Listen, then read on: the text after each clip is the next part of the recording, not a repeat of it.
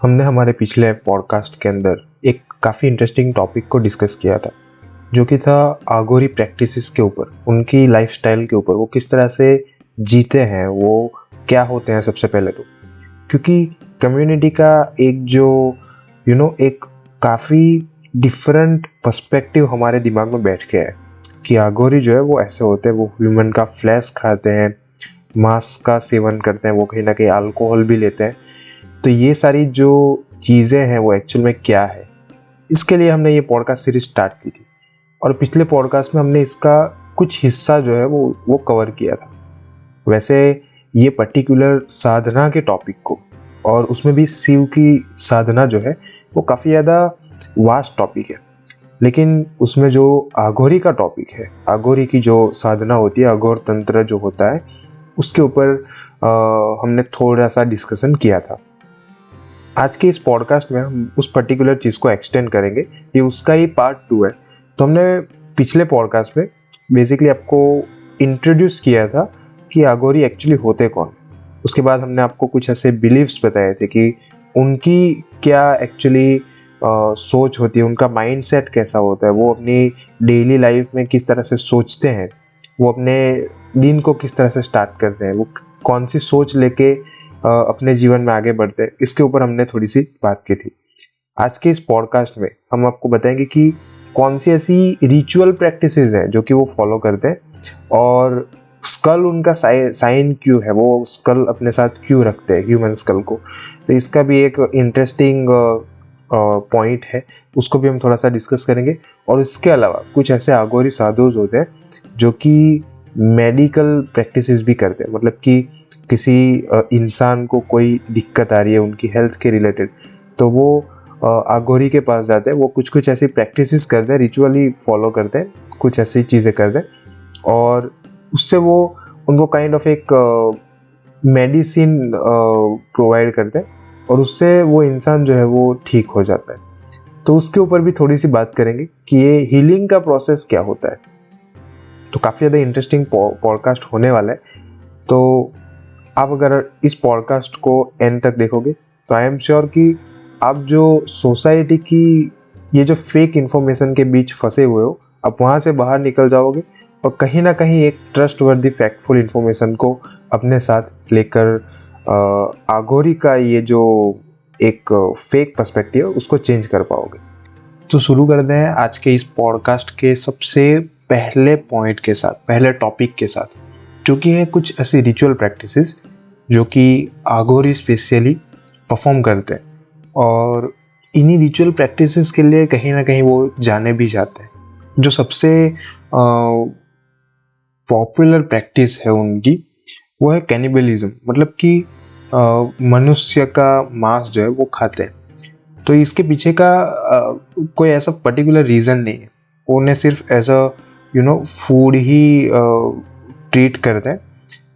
तो यहाँ पे एक जो सिंपल सी चीज़ यही है कि वो इंसानों को खुद से नहीं मारते, वो खाने के लिए इंसान की हत्या नहीं कर देते, क्योंकि ये फिर एक मर्डर टाइप हो गया। और ऐसी चीज़ें जो है वो परफॉर्म नहीं कर सकते वो लीगली भी, और ऐसे इलीगली भी वो नहीं करते। तो एक्चुअल में जो एक्चुअली डेड बॉडीज़ होती है, जो कि क्रीमेटेड ग्राउंड पे आती है, जो कि शमशान भूमि पे आती है, वो उन डेड बॉडीज़ को कभी ओपन फायर में उनको पका के खाते हैं, या फिर ऐसे ही मोस्ट ऑफ द टाइम वो उन्हें कच्चा ही खा जाते हैं। तो वो उनको एज अ फूड ट्रीट करते हैं, वो सिर्फ न्यूट्रिशंस लेने के लिए ही उन्हें खाते हैं। तो ऐसा कोई इस तरह से कोई पर्टिकुलर रीज़न नहीं है कि इसको खाना ही है। तो इस तरह से आगोरी साधु इस पर्टिकुलर चीज़ को देखते हैं, और ये उनके काफ़ी पॉपुलर प्रैक्टिस है। और इसके ऊपर सोसाइटी के काफ़ी ज़्यादा स्ट्रॉन्ग ओपिनियंस होते हैं कि वो जो है वो मांस खाते हैं, वो इंसानों को मार देते हैं, ये सारी चीज़ें, वो कुछ तो काला जादू भी करते हैं। तो ये सारी चीज़ें कहीं ना कहीं गलत है एक तरीके से। तो पर्टिकुलरली वो इंसान की हत्या नहीं करते, मैं सिर्फ कहना ये चाहता हूँ। आगोरी का मानना ऐसा होता है कि जो एक्चुअली डिफरेंस है ना, ऐसा कुछ होता नहीं है। तो जो भी हम डिफरेंशिएट करते हैं कि ये ह्यूमन है, ये एनिमल है, ये बुरी चीज़ है, ये सही चीज़ है। वो चीज़ें सिर्फ ऑब्स्टेकल है, वो चीज़ें सिर्फ एक पड़ाव होते हैं हमारी स्पिरिचुअल जर्नी के लिए, हमारी आध्यात्मिक जर्नी के लिए, हमारी आध्यात्मिकता के विकास में जो कुछ पड़ाव आते हैं वो उनका ही पार्ट है। तो वो डिफरेंस ही नहीं देखते, इसीलिए वो शायद से ह्यूमन के फ्लैश को, मतलब कि मनुष्य के मांस को और किसी पर्टिकुलरली जानवर के मांस को डिफ्रेंशिएट नहीं करते, वो उनमें किसी भी प्रकार से अंतर नहीं देखते, तो वो उन्हें सेम तरीके से ट्रीट करते हैं। इसीलिए वो ह्यूमन के मांस को भी सेम तरीके से खाते हैं, इंसान के मांस को भी, और कहीं ना कहीं एनिमल के मांस को भी अगर वो खाते हैं किसी जानवर के, तो वो भी वो सिमिलर तरीके से खाते हैं। तो वो उन्हें एज अ फूड ही ट्रीट करता है, जैसे कि मैंने आपको बता दिया। इवन यहाँ से ये भी चीज़ एक काफ़ी ज़्यादा इम्पोर्टेंट नोट करने वाली है कि वो बुरी चीज़ और सही चीज़ में भी बिलीव नहीं रखते, मतलब कि वो ना तो किसी पर्टिकुलरली बहुत अच्छी चीज़ में भी बिलीव नहीं रखते, मतलब कि गुड और इविल जिसे हम बोलते हैं, तो ये पाप पुण्य वगैरह भी वो नहीं मानते। ह्यूमन फ्लैश के अलावा वो एक काफ़ी वियर्ड सी चीज़ के लिए भी पॉपुलर है, मतलब कि काफ़ी ज़्यादा कम लोगों को ये चीज़ पता होगी, लेकिन अगर आप आघोरी के इस टॉपिक में थोड़ा भी इंटरेस्ट रखते हैं तो आपने अपने लाइफ में कहीं ना कहीं ये चीज़ को सुना होगा कि वो जो है वो यूरिन को भी कंज्यूम करते हैं, इवन ह्यूमन के यूरिन को, जो कि डेड बॉडीज होती है, और इवन जो फीसिस होते हैं, फीसिस मतलब कि जो इंसान का शारीरिक कचरा होता है, वो उन्हें भी कंज्यूम करते हैं, ऐसा बताया जाता है। अब ये चीज़ कितनी फैक्ट है ये चीज़ तो हमें नहीं पता, लेकिन ये कुछ ऐसी इन्फॉर्मेशन है जो कि हमें कुछ ऐसे लोगों से बातचीत करके ही मिलती है, और कहीं ना कहीं कुछ ऐसी बुक्स में भी इनका जिक्र जो है वो आपको देखने को मिलेगा, वहाँ पे आपको मेंशन की गई सारी चीज़ें मिल जाएंगी। ऑल्सो ये प्रैक्टिसेस जो है वो कई बार वो जानबूझ के भी करते हैं, ताकि इससे वो ह्यूमन के ईगो को, अपने इंसान के अंदर जो ईगो होता है, वो ईगो को कंट्रोल करने के लिए भी ये सारी चीज़ें परफॉर्म करते हैं वो। तो इससे बेसिकली रिजल्ट ये आता है कि वो जो है वो ब्यूटी के पर्सपेक्शन को एकदम ही चेंज कर देते हैं।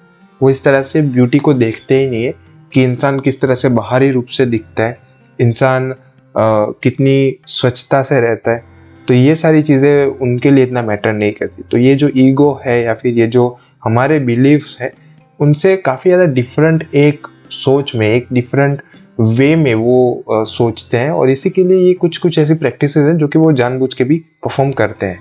तो आघोरी भी सिमिलरली नागा साधुस की तरह ऑलमोस्ट हमेशा न्यूड ही रहते हैं, नग्न अवस्था में ही रहते हैं, लेकिन कई बार वो एक लंगोटी लेके भी घूमते हैं, और ये उनकी एक पर्टिकुलरली बिलीफ है, उनकी एक रिचुअल प्रैक्टिस में आप इसे कैलकुलेट कर सकते हो। ऑल्सो एक जो काफ़ी पॉपुलर चीज़ आघोरी के लिए है वो है कि वो अपने शरीर को जो है वो कम्प्लीटली एसिड से, मतलब कि जो राख होती है, वो भी पर्टिकुलरली जो डेड बॉडीज़ की राख होती है, उनसे कवर कर लेते हैं। तो ये जो भस्म का एक कॉन्सेप्ट है वो भी आपको काफ़ी ज़्यादा क्लियरली यहाँ पे दिखता है, और भस्म और शिव जी का एक काफ़ी रिचुअल कनेक्शन भी हमें हिंदू शास्त्र के अंदर बताया गया है, और कहीं ना कहीं इसी की वजह से वो जो है अपने शरीर पे भी भस्म जो है वो लगाते हैं। ऑल्सो एक थोड़ा बहुत जो साइंटिफिक रीज़न भी हमें देखने को मिलता है वो ये है कि जो एसिड होती है, जो राख होती है, जो भस्म होता है, वो एक्चुअली डिजीज से उन्हें प्रोटेक्शन प्रोवाइड करता है, क्योंकि वो ओपनली रहते हैं, तो ऑफकोर्स काफ़ी ज़्यादा चांसेस है कि वो किसी भी प्रकार की बीमारी से जूझ सकते हैं, तो उन्हें वो सिंपली लग सकती है, क्योंकि वो ओपन बॉडी के साथ प्रोटेक्शन जो है वो कहीं ना कहीं हमें चाहिए ही चाहिए। तो ये एक पर्टिकुलरली रीज़न हो सकता है इसका।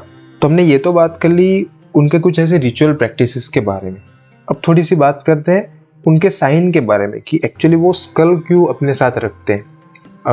ज़्यादातर जो आघोरी होते हैं वो नहीं रखते, लेकिन कुछ ऐसे स्पेसिफिक आघोरी होते हैं जो कि स्कल को जो है वो रखते हैं अपने साथ, ह्यूमन स्कल को, और उनकी जो साइन होती है, उनका जो सिंबल होता है, वो स्कल बताया जाता है।